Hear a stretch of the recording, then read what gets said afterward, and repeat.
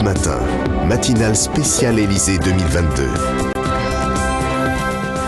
Bonjour à toutes et à tous. Le journal vous est présenté par Fanny Marceau. Bonjour Fanny. Bonjour Dimitri, bonjour à tous. Emmanuel Macron, acte 2. Le président réélu hier soir à la tête du pays avec 58,5% des voix contre 41,5% des suffrages pour Marine Le Pen. Élection de tous les records. C'est la première fois de la Ve République qu'un président sortant est réélu hors période de cohabitation. Première fois aussi que l'extrême droite atteint un tel score. Et l'abstention, 28%, plus de 13 millions de Français. On n'avait pas vu ça depuis 1969. Une réalité qu'Emmanuel Macron promet de prendre en compte pour ce nouveau quinquennat.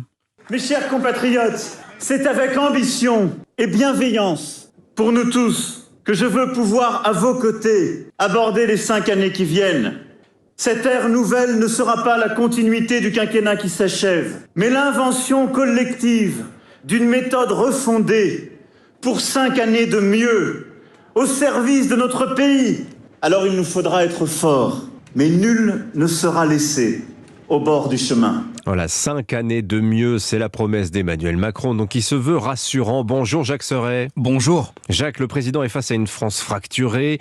Il est réélu sans état de grâce. Dans ces conditions, ça va être difficile pour lui de faire consensus. Oui, le plus dur commence et Emmanuel Macron doit faire face à un dilemme. Prendre en compte ceux qui ont voté pour lui par défaut ou bien débuter ce second quinquennat de la même manière qu'il a terminé le premier en se focalisant sur sa base. Une question qui divise au sein même de son entourage. Plus de 50% des électeurs de Jean-Luc Mélenchon au premier tour ont voté pour lui au deuxième tour. Il ne faut pas donner l'impression que l'on trahit cet électorat, analyse un conseiller. Qu'est-ce que l'on fait de ces 50% s'interroge un autre, qui remarque au passage qu'une partie des électeurs de gauche ont aussi voté pour le président sortant dès le premier tour.